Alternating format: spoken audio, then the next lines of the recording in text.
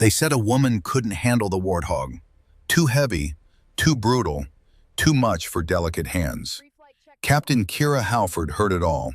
The whispers in the ready room, the smirks when she walked past, the deliberate silence when she asked questions that deserved answers. She heard it, she absorbed it, she filed it away. And then Death Canyon happened. The story begins not with thunder, but with silence. The kind of silence that lives in places where men have decided something before you ever open your mouth. Where your uniform means nothing because they've already written the ending in their heads. March 2003, Kandahar Forward Operating Base, Afghanistan. The war in Iraq was 16 days old. The news cycles back home were filled with shock and awe, with embedded reporters riding in Humvees, with night vision footage of tracer rounds lighting up the Baghdad sky like angry fireflies. But here, in this corner of Afghanistan, the war was older, quieter, more personal. This was where pilots went to prove themselves or disappear trying. Captain Kira Halford stood at the edge of the flight line, watching the pre-dawn maintenance crews swarm over the A-10 Warthogs like ants on a carcass. The smell of JP-8 fuel hung thick in the cold air. She'd grown to love that smell, sharp, chemical, honest. It didn't lie to you. It didn't pretend to be something it wasn't. She was 26 years old. Red-brown hair pulled tight in a regulation bun. Blue eyes that had learned early not to show doubt. She stood 5'7" in her flight boots, which meant she was eye level with most men's shoulders. That had never bothered her. What bothered her was the way they looked past her, through her, like she was a clerical error that would correct itself eventually. 340 flight hours. Top of her class in close air support tactics at Nellis. Qualified on the GAU-8 Avenger cannon, the Hydra 70 rocket system, the Maverick missile suite, every box checked, every requirement exceeded. And still, when the squadron gathered for morning briefings, there was somehow never a seat for her. When tactical frequencies got passed around, her call sign was accidentally omitted. When the flight lead positions got assigned, her name appeared at the bottom of the roster, penciled in like an afterthought. The other pilots called her Barbie. Some of them said it to her face. Most just said it loud enough for her to hear as she walked away. She'd learned not to respond. Learned that every reaction was ammunition.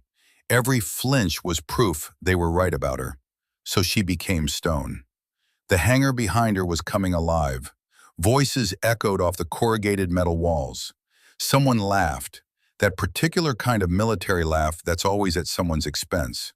She didn't turn around, didn't need to. She knew the sound of men who'd already decided she didn't belong. Her father had belonged.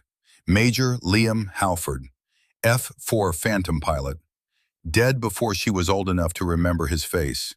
She knew the story by heart because her mother had told it 1,000 times, always the same way, always with that particular tone that said, "This matters, pay attention." Training accident, 1977. Mechanical failure during a low-altitude bombing run at Nellis Range. The aircraft went into an unrecoverable spin. Her father could have ejected. The investigators said he had time, but the ejection path would have sent him directly into the path of his wingman. So he rode it down, rode it into the desert floor at 400 knots, rather than risk another pilot's life. Kira was 13 months old when it happened, too young to remember, old enough to spend her entire life trying to understand. Her mother never remarried, never even dated as far as Kira knew. Just worked 2 jobs and put every spare dollar into a savings account with Kira's name on it. And when Kira turned 18 and said she wanted to fly, her mother had simply nodded and said, "Your father died doing what he loved. If you're going to fly, make it mean something." So here she was, making it mean something, or trying to. The sun broke over the eastern ridgeline, turning the dust in the air into gold. Kira took a breath, tasting aviation fuel and ancient dirt, and started walking toward the operations building. The briefing room smelled like coffee and stale sweat. 30 pilots crammed into a space designed for 20. Maps covered the walls, topographical nightmares of ridge lines and valleys that had killed better men than anyone in this room. The ops officer, a captain whose name Kira could never remember, was thumbing through mission folders with the enthusiasm of a man doing taxes. Kira found a spot against the back wall. Not because she wanted to hide, because all the chairs were taken and nobody was offering to move. The door at the front of the room banged open. Lieutenant Colonel Barrett Calloway entered like weather. 44 years old, built like a linebacker gone slightly soft, with iron gray hair cut so short it looked painted on. He'd flown F-16s in the Gulf War, had 3 confirmed kills against Iraqi Mirages, wore his old squadron patch on his right shoulder like it was a papal seal. He was also, in Kira's experience, a complete asshole. Calloway scanned the room with the expression of a man inspecting vegetables at a market. His gaze passed over Kira without pausing. She might as well have been furniture. "Gentlemen," Calloway began, and Kira felt that little familiar twist in her stomach, the one that came from being erased in plain sight. "We've got a situation developing in Sector 7C." The room shifted. Sector 7C. Even the name carried weight. Calloway pulled down a map. Red circles marked known enemy positions. Blue squares marked previous engagement zones. And there, in the center, a topographical nightmare, Death Canyon. A 12-mile stretch of terrain so narrow and hostile that flying through it violated every principle of tactical aviation. SEAL Team Cutlass 9 went in at 0300 for a high-value target snatch. Intel said the compound was lightly defended. Intel was wrong. Calloway's voice was flat, matter of fact, the voice of a man who'd seen this movie before. "They're pinned down, 3 wounded, requesting immediate air support." Someone in the front row whistled low. "Sector 7C? Sir, that valley's eaten 4 aircraft in the past 18 months. "I'm aware, Captain," Calloway's jaw flexed, "which is why I'm not authorizing a sortie." The room exploded into murmurs. Kira felt her hands ball into fists. A major near the front, Thompson, she thought his name was, stood up. "Sir, we're talking about 8 SEALs. We can't just leave them." "We're not leaving them, Major. We're being realistic about risk versus reward." Calloway folded his arms. "The terrain is unmanageable. Enemy density is unknown. Weather's deteriorating. I will not sacrifice pilots and aircraft on a mission with a near-zero success probability." "So we do nothing?" Thompson's voice carried an edge. "We wait for the weather to clear. We bring in Apache gunships. We do this right, not fast."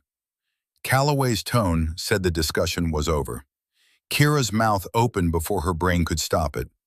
"I'll go." The room went silent. 30 heads turned.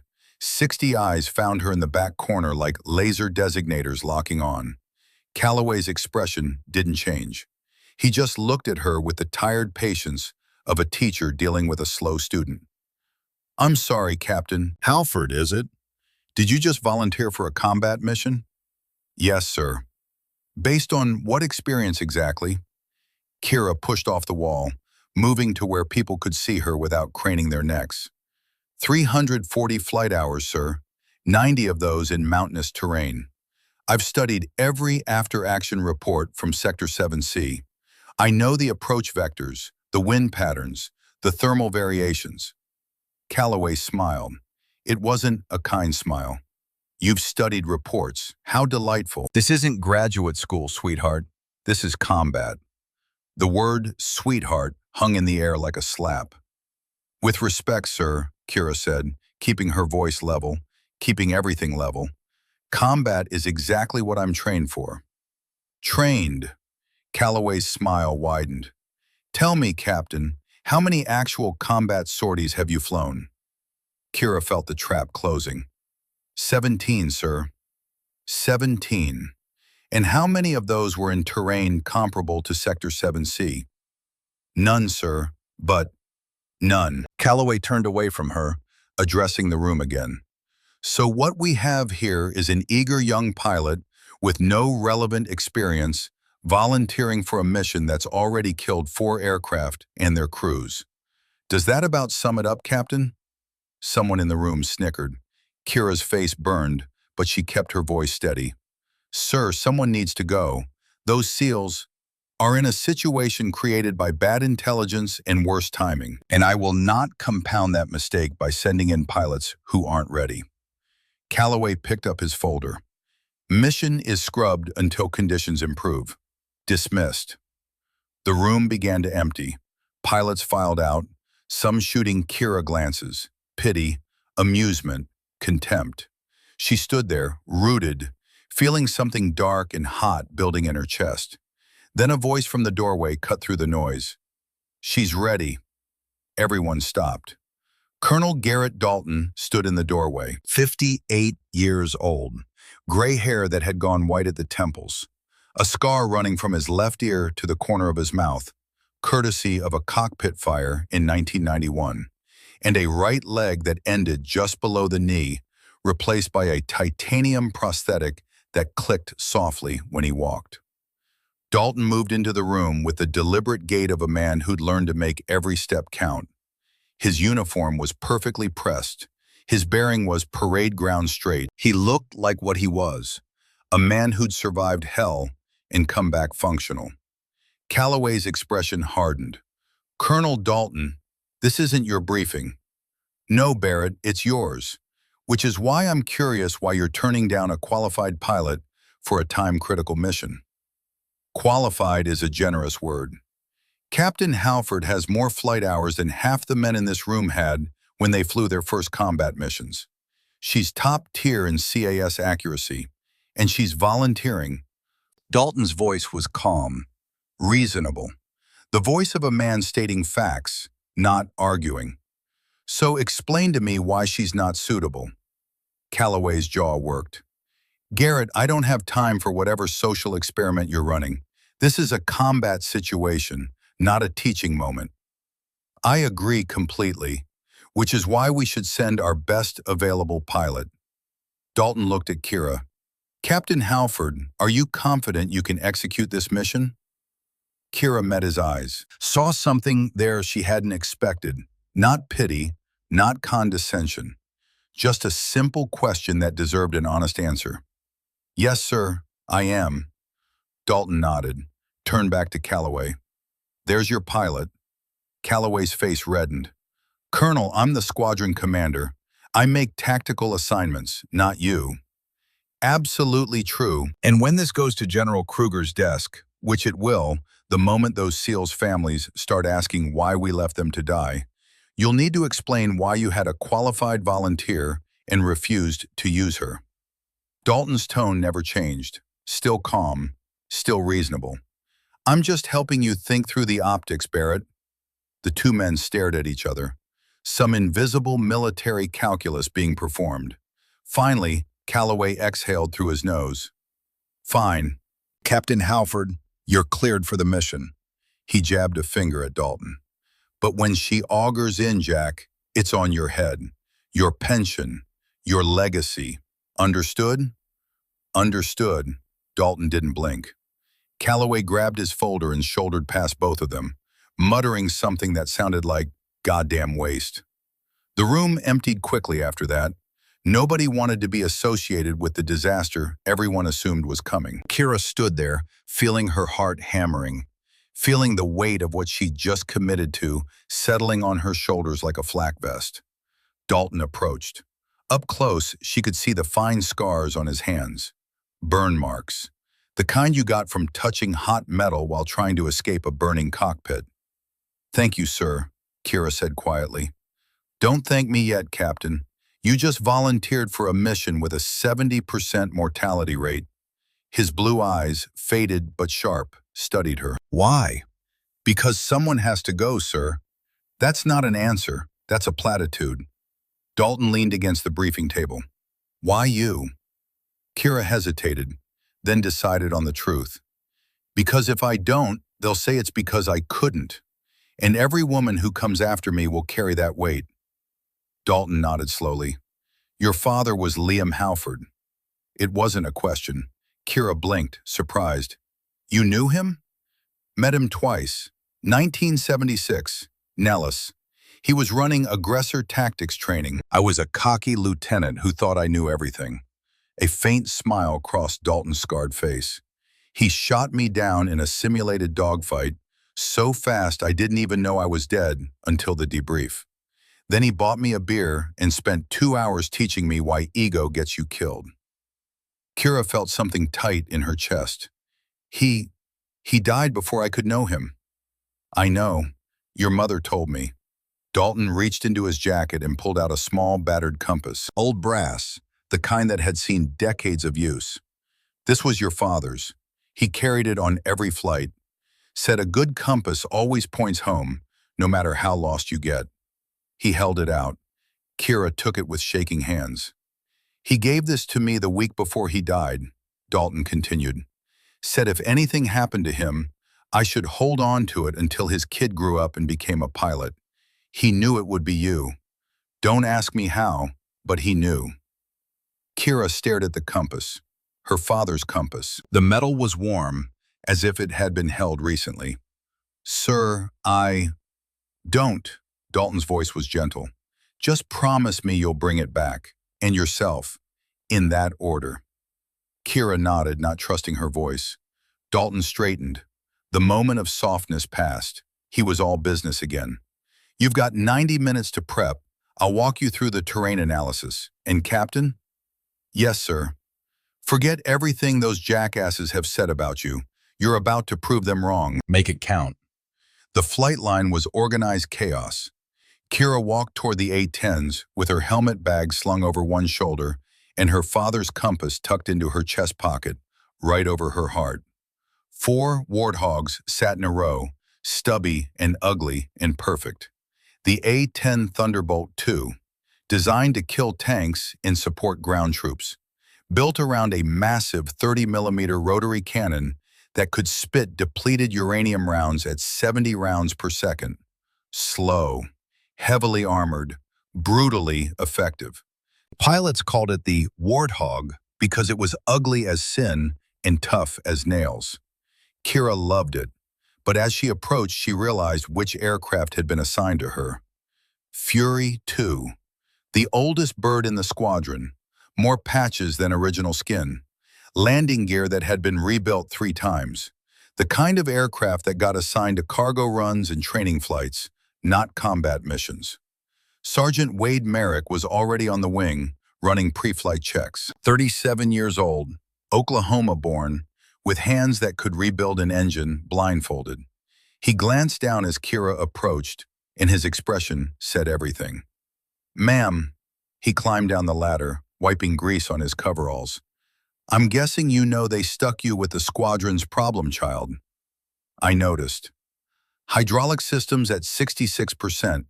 Left turbine runs hot, not critical, but you'll need to watch your temps.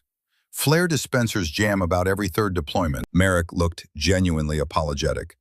And the radar warning receiver's been glitchy since Tuesday.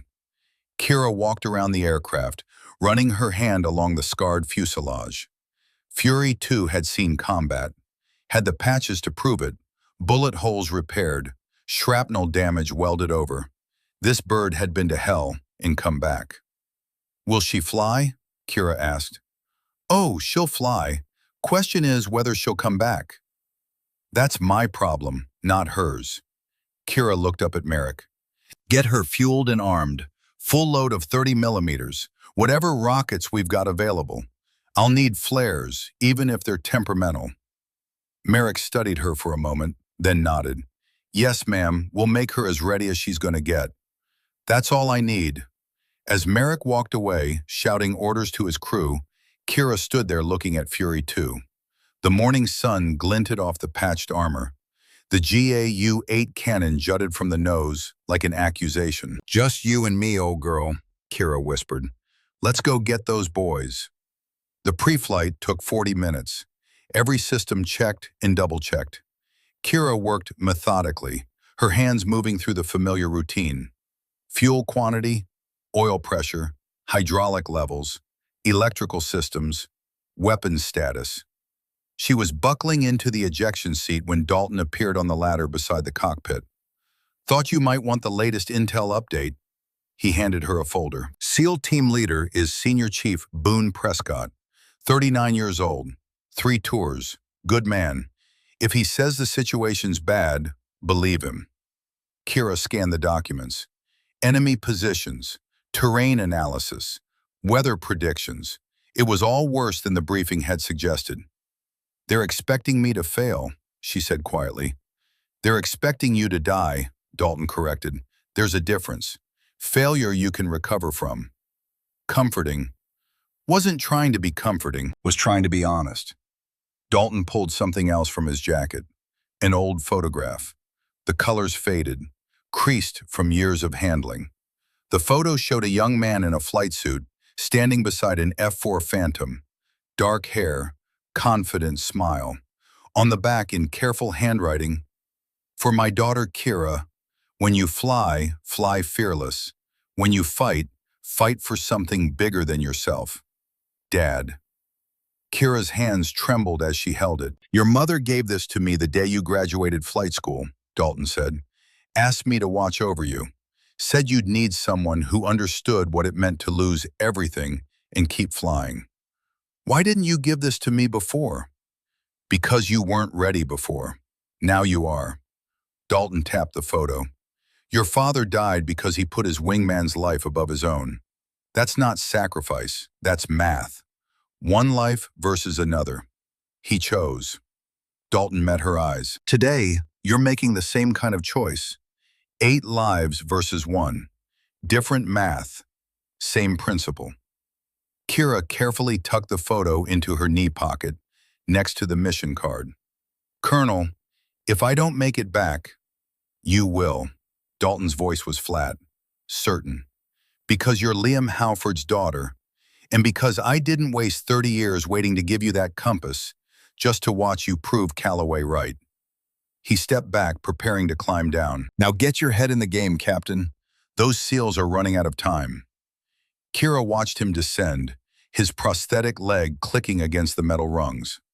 A man who'd lost half his body and kept fighting, kept flying, even if only from the ground. She pulled on her helmet, began the engine's start sequence. The twin turbofans spooled up with a rising whine. The aircraft trembled like something waking up. Kira felt it in her bones. That particular vibration that meant power, meant readiness. The tower came through her headset. "Stormcaller, you are cleared for departure. Winds 045 at 12 knots. Altimeter 3012. Stormcaller copies, requesting immediate takeoff." "Stormcaller, you're cleared for immediate. Good luck." Then Calloway's voice cut in, cold and formal. "Stormcaller, you are cleared hot for Sector 7C. Try not to embarrass the Air Force." Kira's jaw tightened. She didn't respond, just advanced the throttles. Fury 2 rolled forward. The nose wheel rumbled over the uneven concrete. 20 knots, 40, 60. The aircraft felt heavy, loaded with fuel and ordnance, sluggish. Then rotation speed. Kira pulled back on the stick. The ground fell away. Afghanistan spread out below her, browns and grays and the occasional shocking green of a valley with water. The Hindu Kush mountains rose in the distance like broken teeth. Somewhere out there, 8 men were dying, and she was the only one coming. The flight to Sector 7C took 38 minutes. Kira spent them running through the mission profile, checking systems, feeling the aircraft. Fury 2 wasn't pretty. The left engine ran 15 degrees hotter than spec. The hydraulics felt mushy. The radar warning receiver clicked intermittently, ghost signals. But she flew. At Angels 15, 15,000 feet, Kira could see the canyon system ahead. Death Canyon, Sector 7C. From up here, it looked like a wound in the earth. A narrow slash between ridges that rose 3,000 feet on either side. Her radio crackled. A new voice, rough, tired, overlaid with the staccato pop of gunfire. Any aircraft, this is Cutlass 9. We are in contact, taking fire from multiple positions. 3 casualties. Requesting immediate close air support. Over. Kira keyed her mic. Cutlass 9, this is Stormcaller. I'm 12 miles north of your position. Talk to me, Chief. A pause. Then, Stormcaller, this is Senior Chief Prescott. We are pinned down at grid November, Kilo 7731. RPGs on 3 sides. At least 25 hostiles, maybe more. Where's the rest of your squadron? Kira took a breath. I'm the squadron, Chief. Just me. Another pause. Longer. When Prescott's voice came back, it carried a note of disbelief. Say again, Stormcaller. Did you say 1 aircraft? Affirmative. 1 bird, 1 pilot. But I'm here, and I'm loaded for bear. Mark your position with IR strobe. I'm coming in. Stormcaller, the terrain is... I know what the terrain is, Chief. Mark your position. I'll handle the flying. Kira pushed the stick forward. Fury 2's nose dropped. The altimeter unwound. 15,000, 12,000, 10,000. The canyon mouth yawned ahead. From this angle, it looked impossibly narrow. The ridges rose like walls on either side. Gray stone streaked with snow. 8,000 feet, 6,000. The radar warning receiver suddenly screamed, Acquisition radar. Someone had a lock. Kira snapped the aircraft into a hard bank, popped chaff, dove for the deck. The warning tone cut off. She leveled out at 4,000 feet, heart hammering, and aimed straight for the canyon mouth. This was it, the point of no return. Behind her, the safe sky, the return to base, the life she knew. Ahead, the valley that ate pilots, the terrain that had killed 4 aircraft, the mission everyone said was impossible. Kira thought of her father, thought of Dalton, thought of 8 men bleeding out in the rocks, waiting for help that might never come. She pushed the throttles forward. Fury 2 plunged into Death Canyon like a bullet into water, and the light swallowed her whole. The canyon walls rose on either side like the jaws of some ancient stone beast. Kira dropped Fury 2 to 200, 10 feet above the deck, low enough that she could see individual rocks, cracks in the cliff face, the skeletal remains of a tree clinging to an impossible ledge. The GPS flickered. Signal degraded. The canyon was too narrow, the walls too high. She was flying on instruments that barely worked, an instinct that had never been tested like this. The wind hit without warning. A crosswind shear slammed into the aircraft from the left. 48 miles per hour of mountain air that had nowhere to go but straight across the narrow gap. Fury 2 yawed hard. The right wing dipped toward the canyon wall. Kira shoved the stick left, stepped on the rudder, fought the aircraft back to level. Her heart was hammering. The proximity warning blared in her headset. Terrain, terrain, pull up. And she reached over without looking and shut it off. The silence that followed was somehow worse than the alarm. 200 feet. The canyon narrowed to 285 feet, wall to wall. Fury 2's wingspan was 57 feet. She had clearance. Barely. The radio crackled again. Prescott's voice strained. Stormcaller, we've got IR strobe active. Do you have visual? Kira scanned ahead. The canyon floor was a maze of boulders and scrub vegetation. Then she saw it. A thermal bloom on her targeting display. The infrared strobe, invisible to the naked eye but brilliant on her sensors. And around it, heat signatures. Lots of them. Cutlass 9, I have your strobe. I also have multiple tangos in your vicinity. How copy? Good copy, Stormcaller. They've got us bracketed. RPG teams on the ridges. Heavy weapons in the rocks. We can't move without getting shredded. Kira pulled up her tactical display. The thermal imaging showed the battlefield in stark detail. 8 friendly signatures huddled behind a jumble of boulders. And surrounding them, not 25 hostiles, 47. Her blood went cold. Cutlass 9, be advised, I'm counting 40-plus enemy fighters. Intel was significantly off. A burst of static. Gunfire in the background.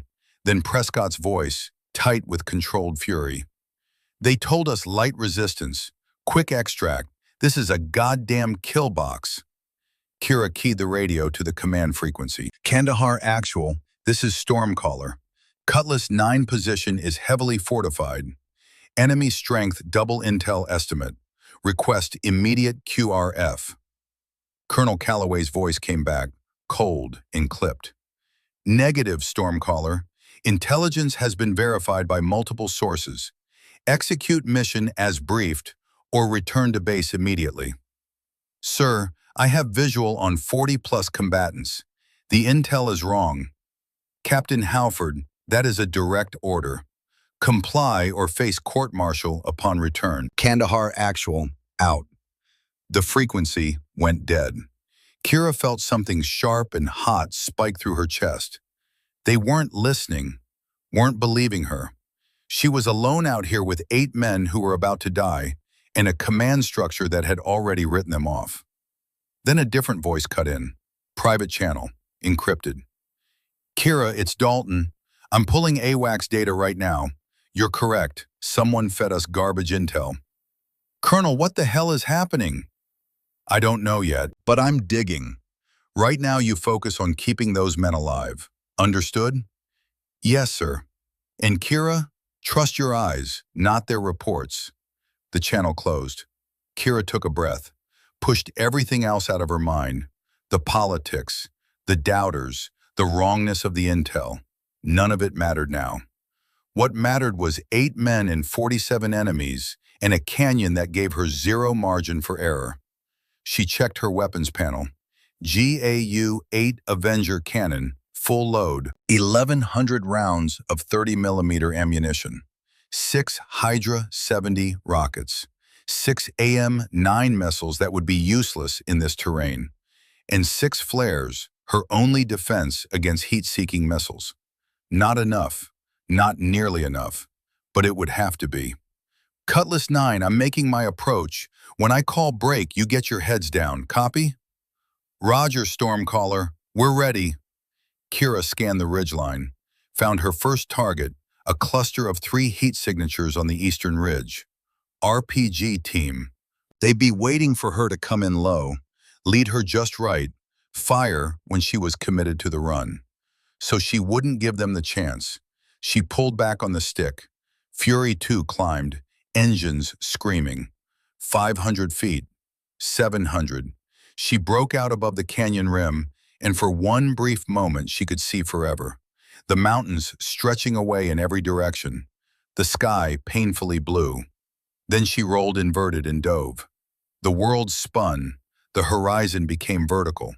Kira pulled the stick back, which was really forward when you're upside down, and Fury 2 dropped like a stone. The canyon walls blurred past. The altimeter unwound.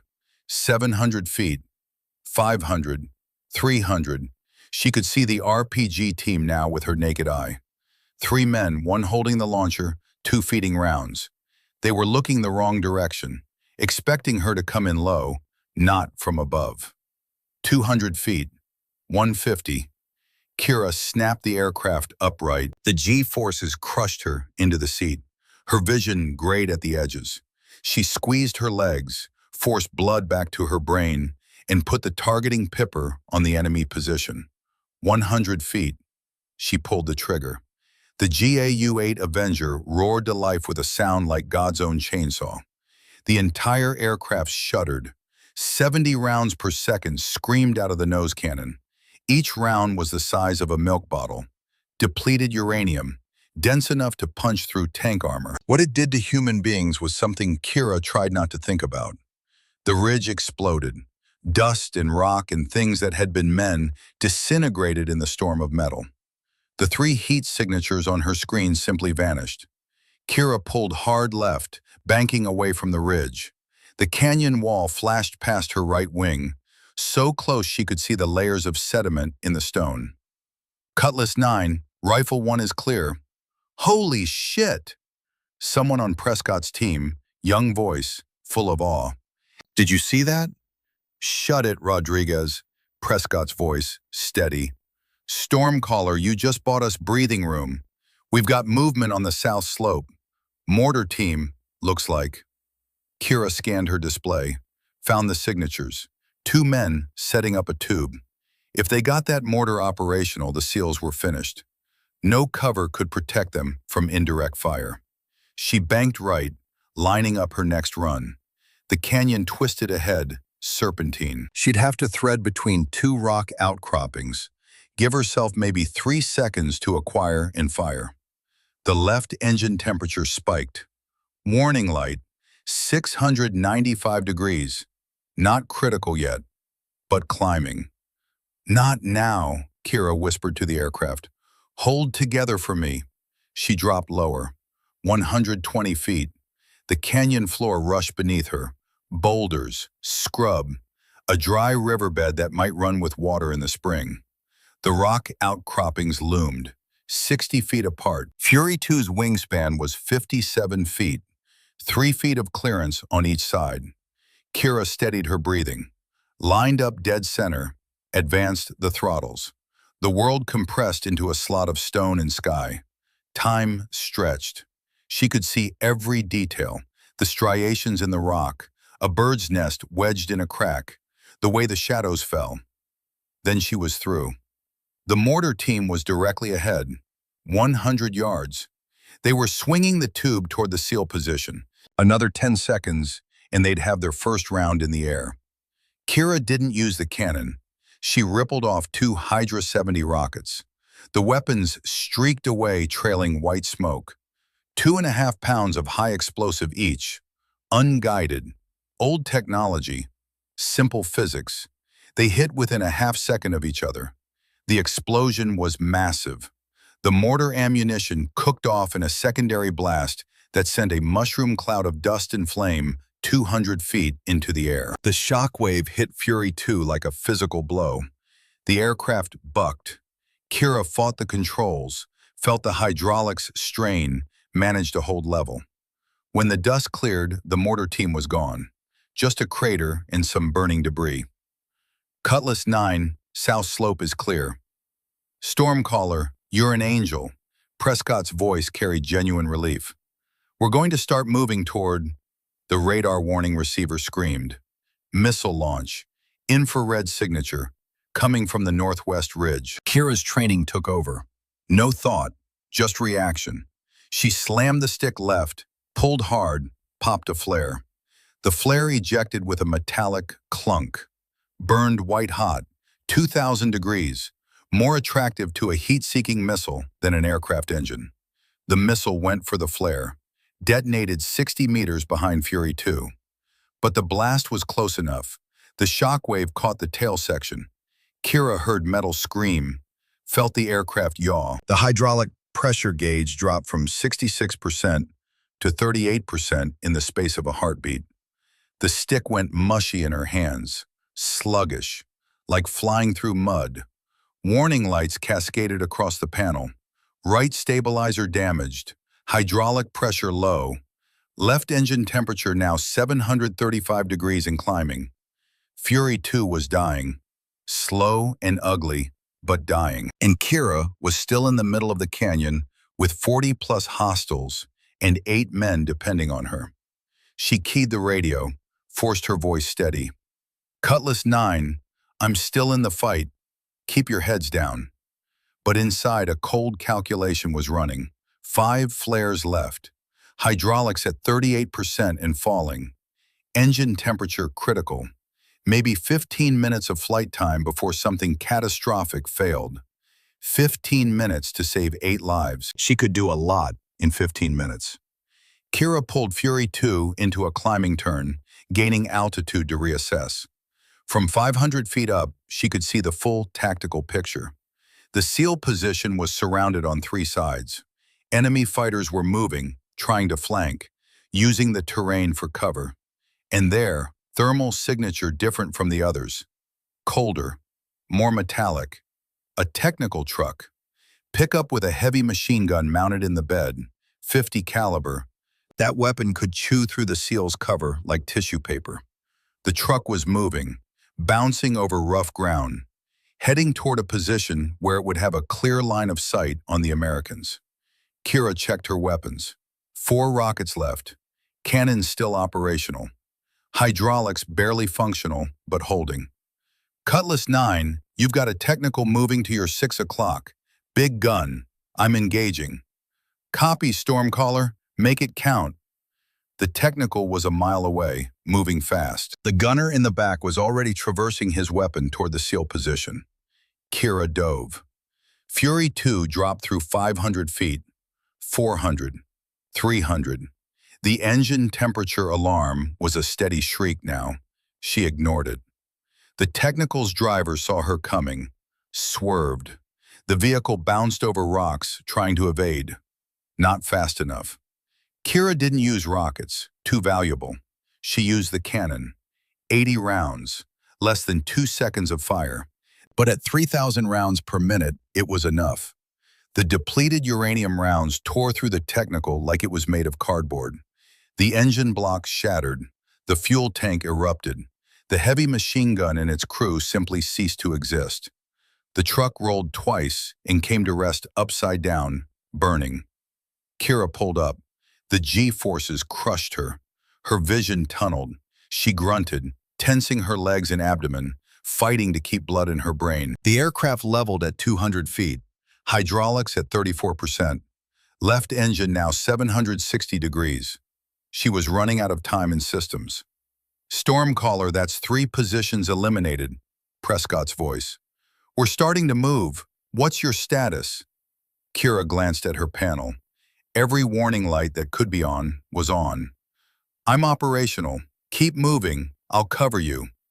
She didn't mention that operational was a generous description, or that she just felt the sticks shudder in a way that meant structural damage, or that the left engine was maybe 5 minutes from catastrophic failure.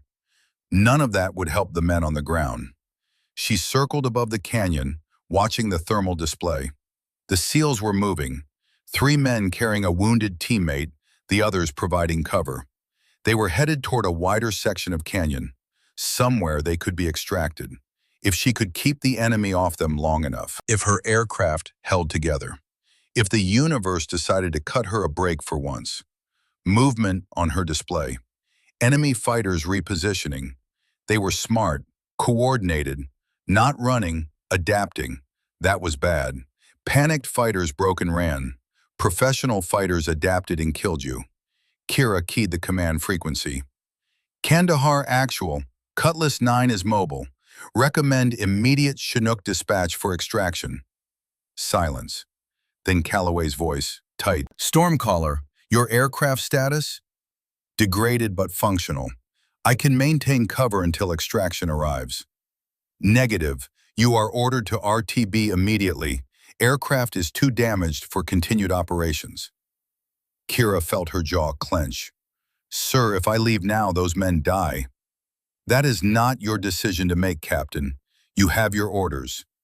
Sir, Captain Halford, you are in direct violation of a command directive. Return to base immediately or face court-martial. Acknowledge.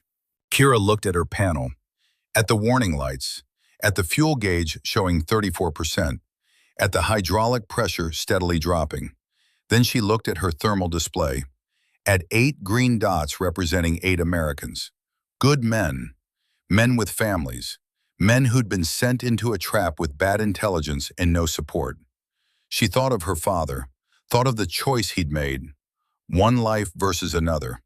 She reached down and switched off the command frequency. Cutlass 9, I'm staying until you're clear.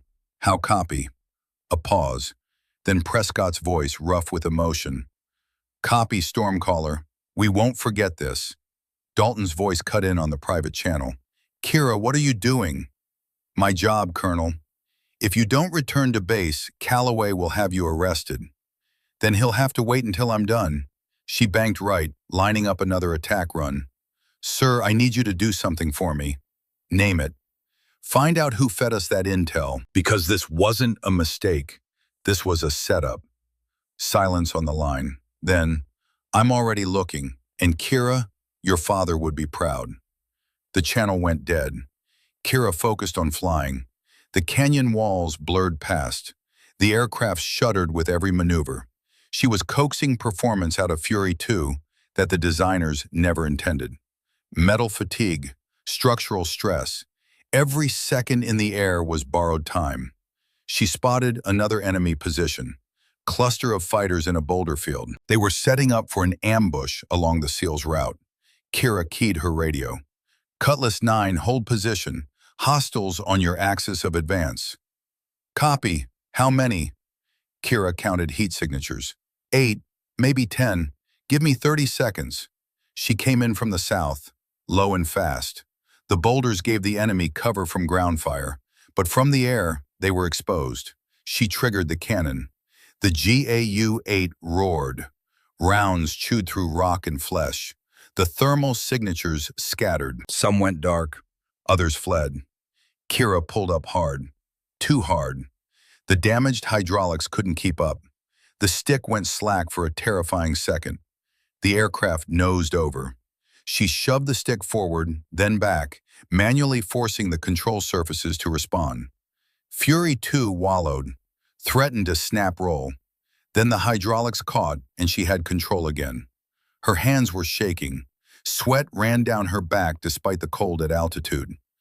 Cutlass 9, axis is clear. Move now. The SEALs were running.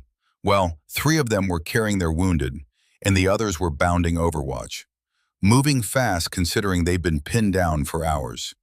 Kira circled above them. Guardian Angel. She had 2 rockets left. Maybe 400 rounds of cannon ammunition. Hydraulics at 29%. Left engine at 780 degrees, and the metal was starting to smell. That particular hot metal stink that meant things were warping that shouldn't warp. And then she saw it on her display. A new thermal signature. Higher up the canyon wall. Not moving, just sitting there, watching. The signature was wrong.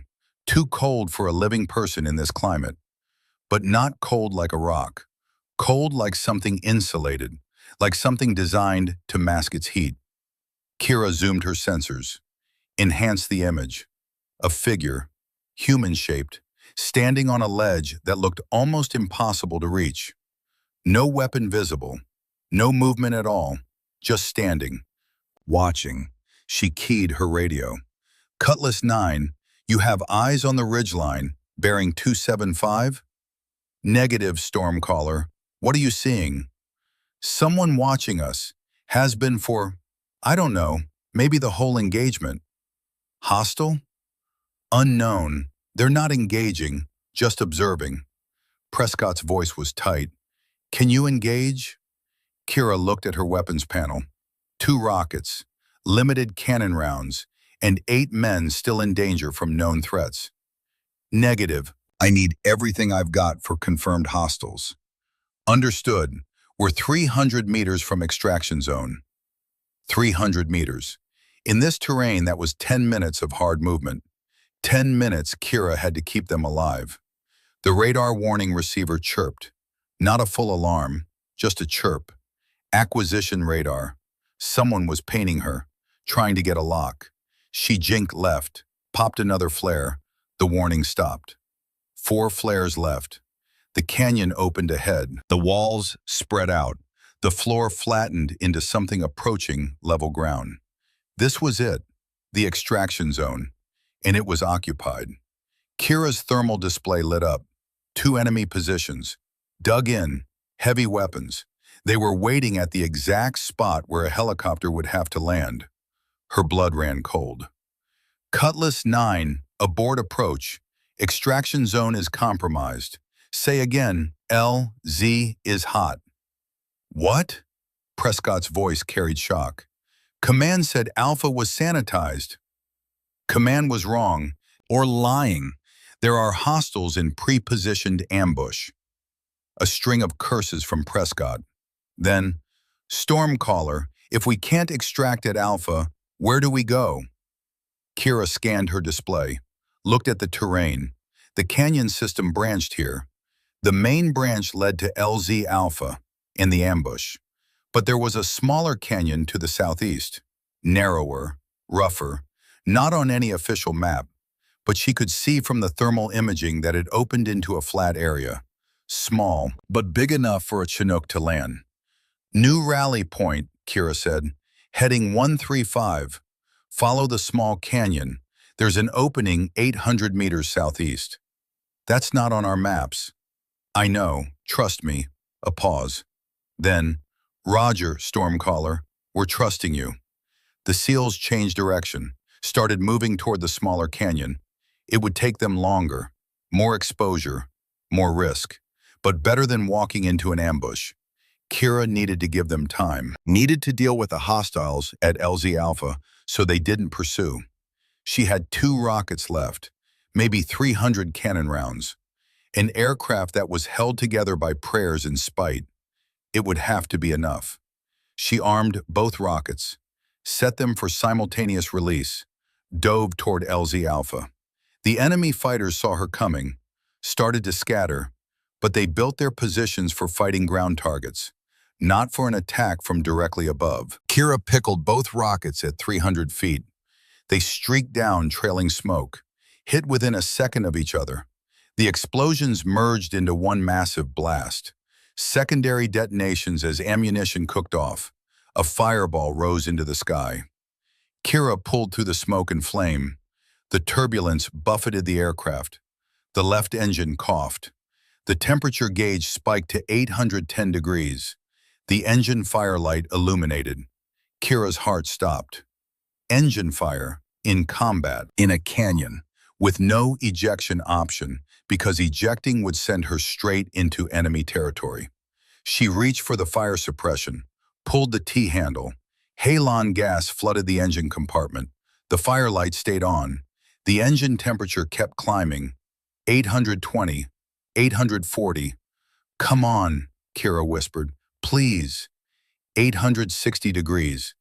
Then the firelight went out. The temperature stabilized at 850. Still dangerously high, but not climbing. The engine was damaged but running. Kira let out a breath she didn't know she'd been holding. Cutlass 9, LZ Alpha is clear. How's your movement? We're in the secondary canyon. 5 minutes to the opening you spotted. 5 minutes. Kira checked her fuel. 28%. Hydraulics, 24%. She was flying on fumes and determination. She circled above the SEALs, watching, waiting, her finger on the cannon trigger. The thermal display showed the enemy fighters pulling back, regrouping. They'd lost too many, taken too much punishment. They were breaking contact. But that figure on the ridge, the watcher, still there, still motionless. Kira zoomed in again, enhanced the image as much as her sensors would allow. For just a moment, she thought she saw details. Body armor, advanced design, nothing like what the local fighters wore. And something that might have been a camera or a sensor array. Then the figure moved, stepped back, disappeared into the rocks. Whoever they were, whatever they were doing, they were done watching. Stormcaller, we're at the LZ, Prescott's voice. It's tight, but it'll work. Where are those Chinooks? Kira switched frequencies, called the command at. Kandahar Actual, Cutlass 9 is at alternate LZ. Coordinates Papa, Kilo, 7786. Request immediate extraction. A different voice responded, not Calloway, someone from Flight Ops. Stormcaller, 2 Chinooks inbound, ETA 4 minutes. 4 minutes. Kira could hold for 4 minutes. She circled the LZ, scanned for threats. The enemy had pulled back, but they weren't gone, just regrouping. If they realized where the SEALs were, if they made one more push, the minutes crawled past. Kira watched her instruments. Fuel at 24%, 22, 20. She'd need at least 18% to make it back to base, maybe 15 if she was willing to risk flaming out on final approach. She was at 19% when she heard the Chinooks. The sound was unmistakable. The whop, whop, whop of twin rotors, heavy, powerful, the sound of salvation. 2 CH-47s came in low and fast. The pilots were good. They flared hard, noses high, and settled into the tiny LZ with barely room to spare.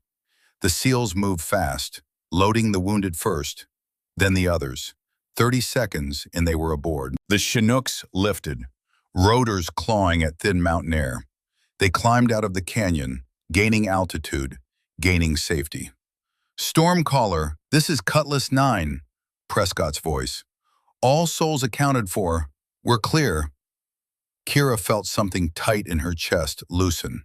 Roger, Cutlass 9, glad to hear it. Stormcaller, I've been doing this for 15 years. Best close air support I've ever seen. Thank you doesn't cover it. Just doing my job, Chief. Like hell you were. What you did today, that was something else. A pause. When they write this one up, I'm making sure they spell your name right. Kira didn't know what to say to that, so she said nothing. She turned Fury 2 toward home. The aircraft groaned, metal fatigue evident in every sound. The left engine was running rough, the hydraulics barely responsive, fuel at 17%.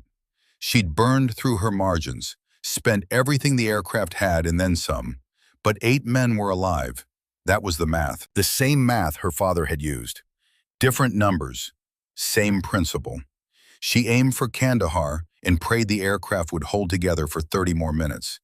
Behind her, the canyon fell away. Death Canyon, Sector 7C. The valley that ate pilots. But not today. Today the storm had passed through, and nothing would ever be the same. The landing gear wouldn't come down. Kira cycled the switch 3 times. Nothing. The hydraulic pressure gauge sat at 18%, not enough to move the heavy mechanisms that lowered 3 wheels and their struts into the airstream. She was 20 miles from Kandahar with 17% fuel and no landing gear. The tower's voice crackled in her headset. Professional. Calm. The kind of calm that came from training, not from actually being calm. Stormcaller, we show your gear is not down and locked. Confirm. Affirmative, tower. Hydraulics are insufficient for normal extension. I'm going to manual. There was a lever beside her right knee. Red handle. Manual gear extension. It would bypass the hydraulic system and use gravity and springs to drop the gear. It worked maybe 70% of the time in perfect conditions. These were not perfect conditions. Kira reached down, pulled the handle. Nothing happened. She counted to 5, pulled again, harder. A grinding sound vibrated through the airframe, then 3 dull thunks as the landing gear fell and locked into position. 3 green lights illuminated on her panel, down and locked. Tower, I show 3 green. Confirm. A pause, then. Stormcaller, we confirm 3 down, but visual shows your nose gear is canted 15 degrees left. Recommend you eject. Repeat, recommend immediate ejection. Kira looked at her fuel gauge. 14%. If she ejected, Fury 2 would crash. The aircraft that had brought her through hell, the aircraft that had saved 8 lives, gone. Negative, tower, I'm bringing her home. Stormcaller, that landing gear could collapse on touchdown. You'll cartwheel. You'll die. Then I'll die doing my job. Clear the runway. I'm coming in. She could hear voices in the background at tower, someone arguing. Then a different voice came on, older, authoritative, Colonel Dalton. Kira, listen to me very carefully. That gear won't hold. The nose strut is damaged. When you touch down, it's going to fail. I know, sir. Then you know ejection is your only option. Sir, this aircraft got me there and back. I'm not abandoning her now. Kira, Colonel, with respect, I'm landing. You can court-martial me afterwards if I survive. Silence on the line. Then Dalton's voice, quieter. Reduce your approach speed as much as possible. Touch down on the mains first. Keep the nose high as long as you can. When the nose gear contacts, it's going to pull hard left. Counter with full right rudder and brake. Yes, sir. And Kira, your father would have done the same damn stubborn thing. The frequency went quiet. Kira configured for landing.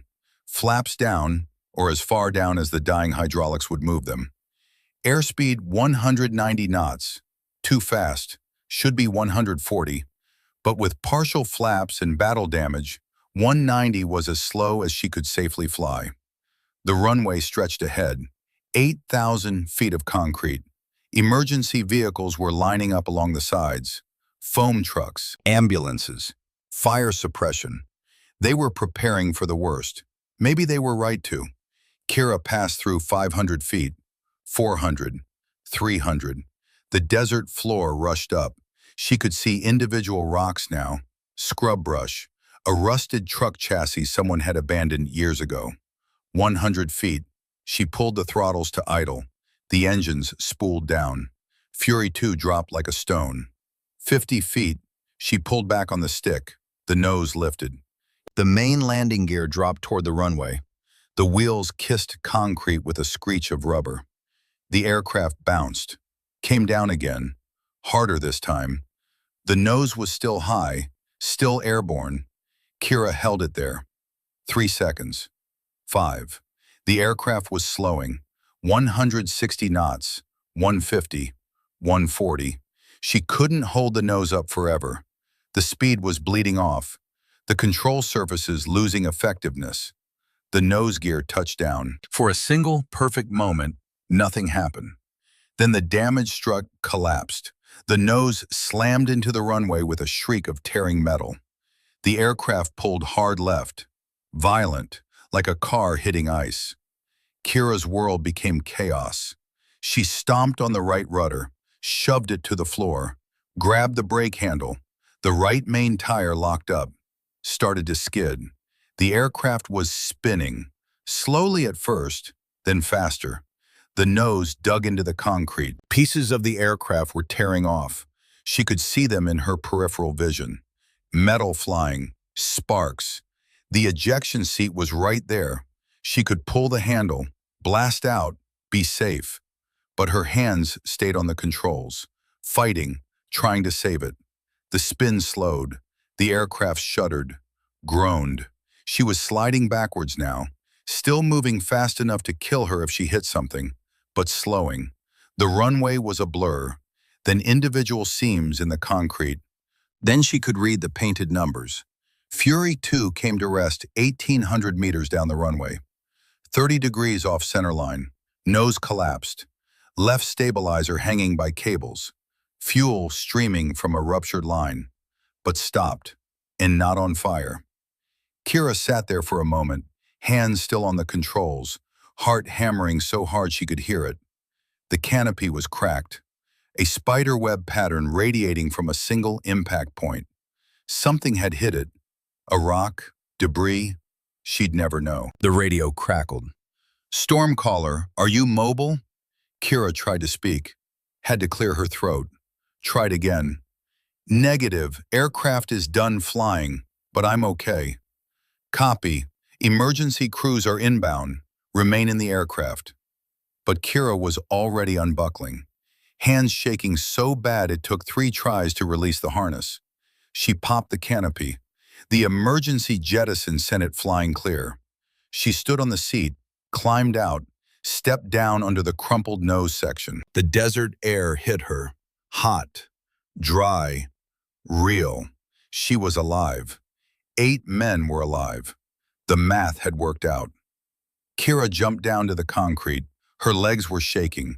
She took 3 steps and had to sit down. Just sat right there on the runway with her back against the landing gear, looking at what was left of Fury 2. The aircraft was a wreck. Nose crushed. Stabilizer destroyed. Fuel leaking. Hydraulic fluid making dark pools on the concrete. She'd probably never fly again. But she'd done her job. The emergency vehicles arrived with sirens and flashing lights. Medics swarmed her, checking vitals, asking questions she only half heard. She let them work. Let them put her on a stretcher even though she could walk. Seemed easier than arguing. They loaded her into an ambulance. She stared up at the roof of the vehicle. White metal. A fire extinguisher bolted to the wall. Normal things. Mundane things. The ambulance didn't move. Kira heard voices outside. Someone was arguing. The back doors opened and Colonel Dalton climbed in. His prosthetic leg clicked on the metal floor. Sir, we need to transport, one of the medics began. Give us a minute, Dalton's voice. Not loud, not harsh, just absolutely certain. The medics left. Dalton sat on the bench opposite Kira. For a long moment, he just looked at her. His scarred face was unreadable. You disobeyed a direct order to return to base, he said finally. Yes, sir. You engaged in combat operations with an aircraft that should have been grounded. Yes, sir. You endangered yourself and valuable Air Force property. Yes, sir. Dalton leaned forward. And you saved 8 American lives that command had written off as acceptable losses. Kira met his eyes. Colonel Calloway is going to have you arrested the moment you step out of this ambulance, Dalton continued. He's calling it theft of military property, disobeying direct orders during combat operations. The charges carry prison time. I understand, sir. Do you? Because I'm not sure you grasp what you've stepped into. Dalton pulled a folder from inside his jacket. While you were busy being a hero, I was digging into the intelligence failure. Found some interesting things. He opened the folder. Satellite images, financial records, communications logs. Major Vincent Arkwright, Calloway's intelligence deputy. He's the one who certified the intel for today's mission. Said the enemy force was light. Said LZ Alpha was clear. Dalton's finger traced over a bank statement. He also has $45,000 in a Swiss account that nobody can explain, and encrypted communications with an IP address in Pakistan. Kira sat up slowly. He sold us out. That's what it looks like. And 22 months ago, he certified the intel for another SEAL mission in Sector 7C.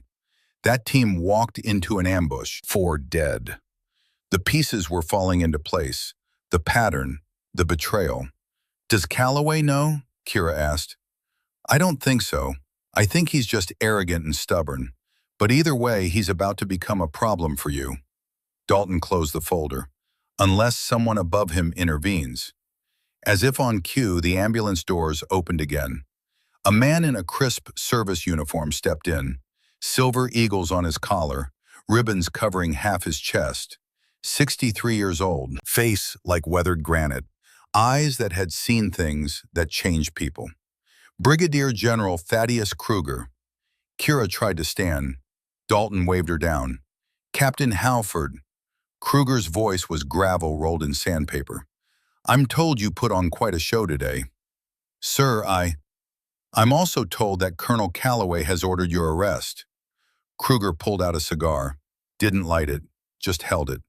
That presents me with an interesting situation. On one hand, you clearly violated orders. On the other hand, you accomplished a mission that command deemed impossible and saved 8 Tier 1 operators who are now telling anyone who'll listen that you're the best combat pilot they've ever worked with. Kruger sat down. The ambulance suddenly felt very small. So here's what's going to happen. Colonel Calloway and Major Arkwright are both being relieved of duty pending investigation. Calloway for command negligence. Arkwright for treason. Kruger's eyes were hard. The charges against you are being dismissed as improper under the circumstances. Kira blinked. Sir? You heard me. No arrest. No court-martial. In fact, you're being recommended for the Distinguished Flying Cross. Kruger leaned back. Assuming you want it. Want it, sir? Some people prefer to stay quiet, stay off the radar, especially when they've just made enemies of half the command structure. Kruger studied her. You strike me as someone who might value anonymity over recognition. Kira thought about that, about medals and recognition, about standing on stages while people clapped, about her name in newspapers and on the evening news. Her father had died without recognition, without medals, just a training accident that rated 3 paragraphs in the Air Force Times. I don't need a medal, sir, she said quietly. I just need to fly. Kruger smiled. It was not a warm smile. It was the smile of a predator recognizing another predator. That's what I thought. He pulled out another folder. I have a proposition for you, Captain. There's a unit being formed, small, specialized, For missions that conventional squadrons can't handle, missions in terrain like Sector 7C, against enemies who are getting smarter every day. A special project squadron? Kira asked. Something like that. No glory, no publicity, just results. Kruger's eyes were steady on hers. Colonel Dalton would be the ground commander. You'd be one of the primary pilots. Interested? Kira looked at Dalton. He nodded once. She thought about the canyon, about Fury 2 dying beneath her, about 8 men who got to go home because she'd been stubborn enough to ignore orders and skilled enough to make it work. What about that watcher? Kira asked. The one on the ridge. Kruger and Dalton exchanged glances. You saw him too, Kruger said. It wasn't a question. Thermal signature was wrong. Too cold. Like advanced insulation or cooling. Kira tried to remember details. Body armor. Modern. Nothing like local fighters wear. You're observant. Kruger pulled out a photograph. Grainy. Black and white. Infrared. It showed a figure on a ridgeline. Same posture. Same equipment. This was taken 19 months ago. Different canyon, different operation. Kruger laid out more photos, 7 in total. 7 sightings over the past 2 years, always in Sector 7C or adjacent canyons. Always during American operations. Never engaging, just watching. Who are they? Kira asked. We don't know. Best guess is foreign intelligence. Russian, GRU. Maybe Iranian Quds Force. They're documenting our tactics, building a database on how we operate in difficult terrain. Dalton's voice was grim. And Major Arkwright was feeding them mission schedules, pilot assignments, attack profiles. They're learning how to kill us, Kira said. That's the theory, which is why we need pilots who can adapt faster than the enemy can analyze.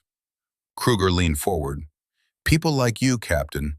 People who can look at a situation that should be impossible and find a way anyway. Kira absorbed that. The implications. The danger.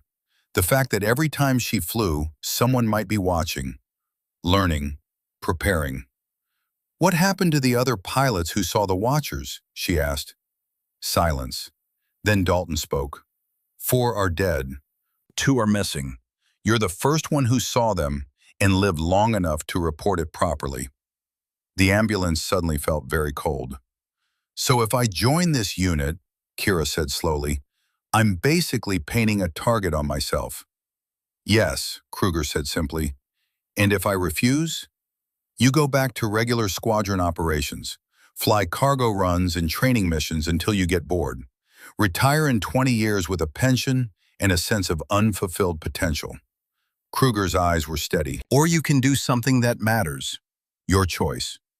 Kira thought of her father, thought of the choice he'd made. One life versus another. She thought of the compass in her pocket, the photograph. Fly fearless. Fight for something bigger than yourself. I'm in, she said. Kruger nodded like he'd never doubted it. Report to Hangar 7 at 0600 tomorrow. Colonel Dalton will brief you on operations. He stood. And Captain, welcome to the war nobody knows is happening. He left. The ambulance doors closed behind him. Dalton remained. He was looking at her with something that might have been pride, or worry, or both. You didn't have to volunteer for this, he said. Yes, sir, I did. Your father would have made the same choice. Kira touched the compass in her pocket. You said it yourself. This is what we do. Dalton was quiet for a moment. Then he reached into his jacket and pulled out something wrapped in cloth. He handed it to her. Kira unwrapped it. A patch, black fabric, no unit designation, no rank, just a single word in gray thread. Stormcaller. That's your new call sign, Dalton said. Official, permanent, the name that will haunt enemy fighters for the next decade if you do this right. Kira held the patch, felt the weight of it, the meaning. Get some rest, Dalton said, standing. Tomorrow we start building something new, something that scares the people who think they can't be scared. He left. The medics came back. They finished their checks and cleared her to go. Kira walked out of the ambulance into the late afternoon sun. The flight line stretched ahead, aircraft being serviced, pilots prepping for missions, the normal routine of a combat airbase. But nothing was routine anymore. Nothing would ever be routine again. She looked back at Fury 2 one last time. The aircraft was surrounded by maintenance crews. They were shaking their heads, making notes. The bird was done. Would be stripped for parts and scrapped. But she'd done her job, brought her pilot home, saved 8 lives. That was all any aircraft could ask. Kira started walking toward her quarters. She needed sleep, food, time to process what had happened. She made it 3 steps before someone called her name. "Captain Halford!" She turned. A group of men were approaching, 8 of them, still in tactical gear, still carrying weapons, still smelling of gunpowder and sweat. The SEALs from Cutlass 9. Senior Chief Boone Prescott was in the lead. 39 years old, Tennessee accent, built like someone who could run 50 miles and then fight for 6 hours. His face was weathered, exhausted, but his eyes were clear. He stopped in front of her. For a moment, he just looked at her. Then he reached up and unpinned something from his uniform, the SEAL Trident, the badge that said you'd survived the hardest military training in the world. That said, you were part of something that didn't break, didn't fail, didn't leave people behind. "This is for you," Prescott said. His voice was rough. "You earned it. You're one of us now." "Chief, I can't accept." "With respect, ma'am, yes you can. You flew into hell for us. You stayed when anyone with sense would have left. You saved our lives when command had written us off." He pressed the trident into her hand. "That makes you a SEAL. I don't give a damn what the Navy says." The other 7 SEALs formed up behind him. One of them, young kid, couldn't be more than 25, had tears in his eyes. "Ma'am," the kid said, "my wife is pregnant, due in 2 months. I wasn't supposed to make it home today, but I will now, because of you." Kira didn't know what to say, so she just nodded. Prescott straightened, came to attention, saluted. All 8 SEALs saluted. Kira returned the salute, held it, let them hold it. These men who'd been through hell, who'd been abandoned, who'd been saved by someone who refused to leave them behind. When they finally dropped their hands, Prescott stepped forward again. "One more thing, ma'am. When they write this mission up, and they will, I'm going to make sure they spell your name right. Make sure everyone knows what you did, so that every pilot who comes after you knows what the standard is." "Chief, I didn't do this for recognition." "I know, ma'am. That's why you deserve it." Prescott's scarred face creased into something that might have been a smile. "Fair winds, Stormcaller." The SEALs left, walking back toward their area, alive, whole, home. Kira stood there holding the trident. The metal was warm from where Prescott had worn it. She could feel the weight of it, the meaning. She tucked it into her pocket next to the compass. 2 pieces of metal, 2 legacies, 2 reminders of what it meant to fly fearless and fight for something bigger than yourself. She continued toward her quarters. The sun was setting, painting the sky in reds and purples. Beautiful, peaceful. Tomorrow would come early, a new unit, a new mission, a new war that nobody knew was happening. But tonight she was just a pilot who'd done her job and lived to tell about it. That was enough. The briefing room was full, not just the 4 pilots of the Special Projects Squadron, but 24 others, conventional pilots, squadron commanders, intelligence officers. General Kruger stood at the front. Behind him, a screen showed statistics, mission success rates, enemy casualties, friendly forces saved. The numbers were staggering. "In the past 12 months, Kruger began, this unit has flown 23 missions, 23 successes, 0 failures, 0 casualties. They've operated in terrain that conventional doctrine says is unflyable, against enemies who've had months to prepare, and they've won every single time." He clicked a button. A map appeared. Red zones marked across Syria, Afghanistan, Iraq, sectors that had been death traps, that had eaten aircraft and pilots. These areas are now designated clear. The enemy has withdrawn from most of them, not because we dropped more bombs, not because we sent more troops, but because they learned that when they set up in these places, Stormcaller comes, and when she comes, they die. Murmurs in the room, some admiring, some skeptical, some jealous. Kruger clicked again. A photograph appeared. Infrared, a ridgeline, but this time, no figure watching. The watchers have pulled back. We've had 0 sightings in the past 6 months.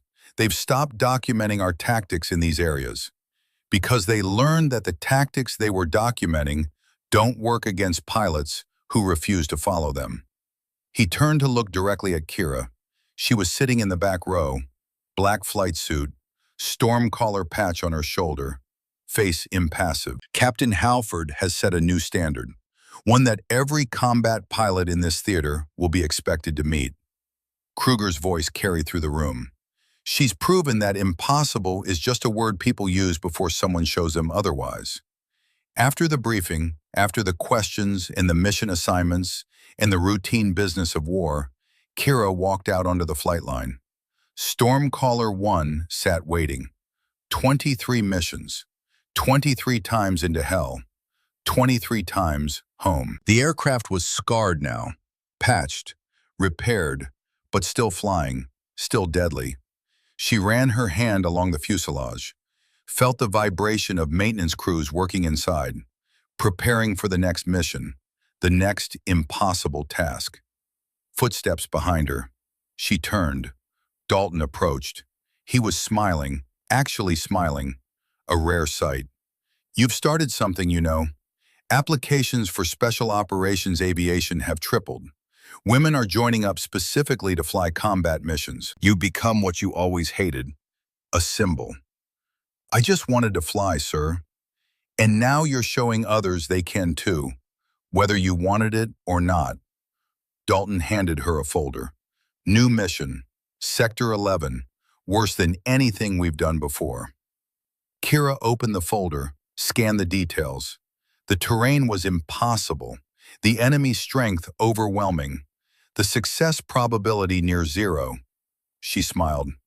When do we launch? 48 hours, 4 aircraft, full squadron deployment. Dalton's expression turned serious.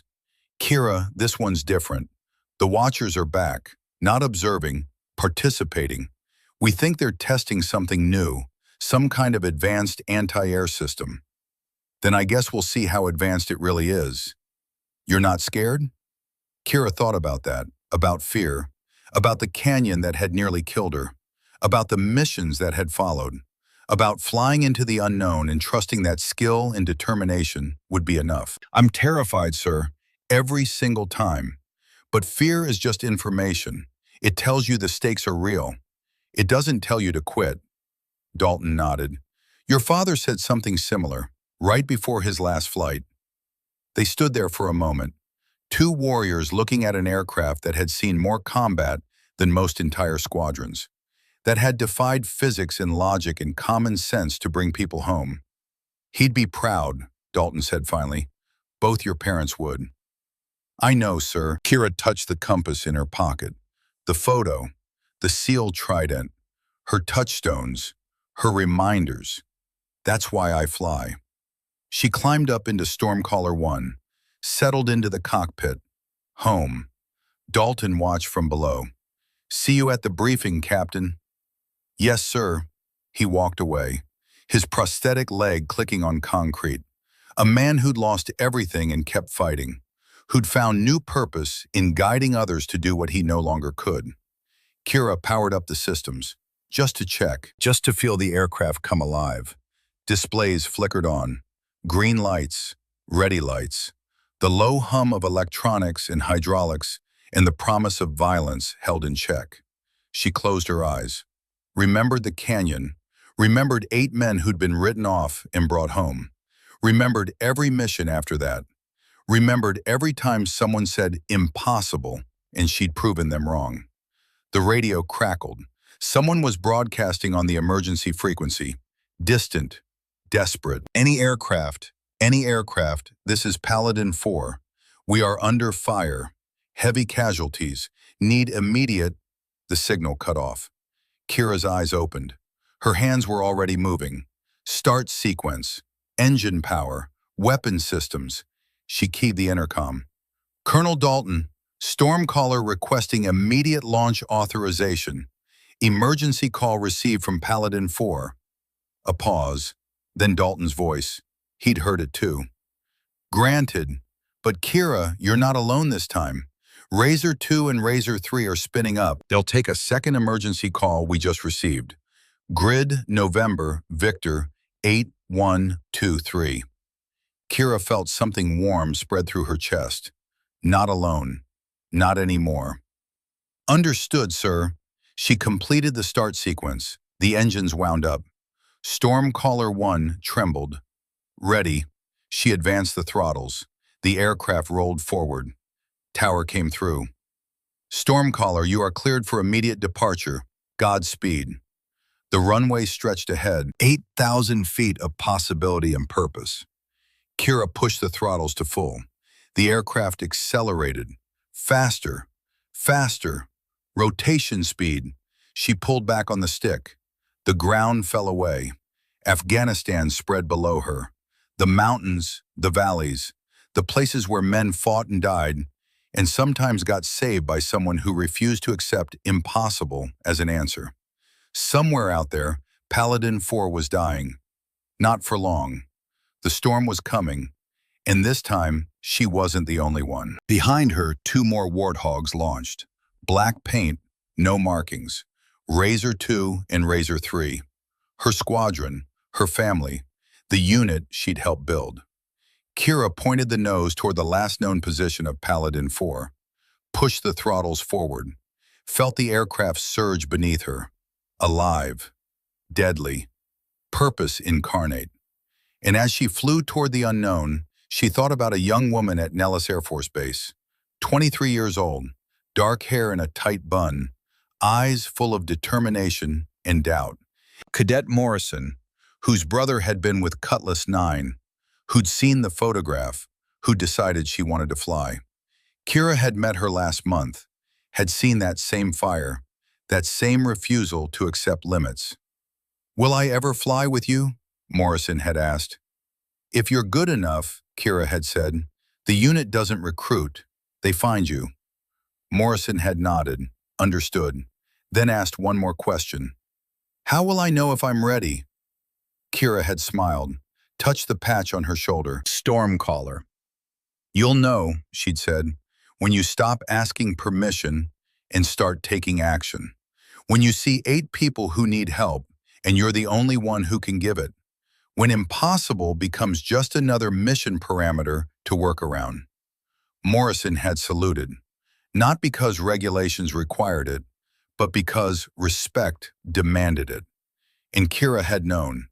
In 5 years, maybe less, that young woman would be sitting in a cockpit just like this one, flying missions that scared everyone else, saving lives that command had written off.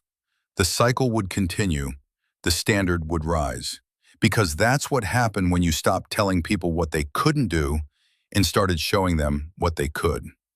Kira keyed the radio. Let her voice carry across all frequencies. Let everyone hear, friend and enemy alike. Paladin 4, this is Stormcaller. I'm inbound. Hold on, I'm coming for you. And in that moment, somewhere in those mountains, men who thought they were dead lifted their eyes to the sky, listening, hoping, because they'd heard the stories, the legend that had spread through every forward operating base from Kandahar to Baghdad, the pilot who flew when no one else would, the woman who turned Death Canyon into a graveyard for those who'd tried to kill Americans there.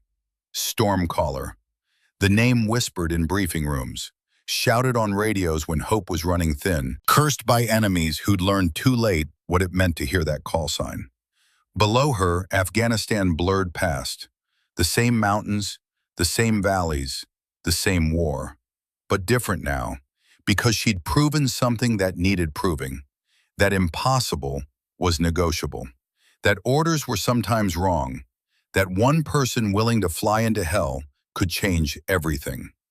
Her father had made his choice 30 years ago, rode his aircraft into the ground rather than risk another pilot's life. One life for one. She'd made hers a year ago, flew into Death Canyon for 8 men, and then again, and again, and again. Different math, same principle. Protect the people who can't protect themselves. Fight for something bigger than yourself. Fly fearless. The horizon swallowed her. Afghanistan swallowed her. The war swallowed her. But the storm kept coming. And nothing, not terrain, not weather, not an enemy who'd studied her every move, could stop it. They said a woman couldn't handle the warthog. They said Death Canyon ate pilots. They said a lot of things. Kira Halford proved them all wrong. And she wasn't done yet, not by a long shot. The radio crackled again. Paladin 4's voice, stronger now, hopeful. Stormcaller, we hear you. ETA? Kira checked her navigation. 5 minutes. She had 5 minutes to get there, to save them, to prove once again that impossible was just a word. 5 mics, Paladin 4. Keep your heads down. The storm is almost there. She pushed the throttles to the stops. Stormcaller 1 surged forward, engines howling, hungry for the fight ahead. Behind her, Razor 2 and Razor 3 broke off toward their own emergency. 3 different missions, 3 different storms, all of them carrying the same message. Help was coming, always. Because that's what they did. That's what she'd built. A unit that didn't leave people behind, that didn't accept impossible, that flew into hell and brought everyone home. Kira smiled as the mountains rose around her. This was what her father had died for. This was what her mother had sacrificed for. This was what every doubt, every insult, every obstacle had been preparing her for. This moment, this mission, this life. And she wouldn't trade it for anything. The canyon walls appeared ahead, narrower than Death Canyon, steeper, more hostile. She dropped altitude, 200 feet, 150, 100. The aircraft screamed through the gap, wings nearly touching stone. And somewhere in that canyon, Paladin 4 heard the sound they'd been praying for. The sound of salvation, the sound of thunder, the sound of the storm.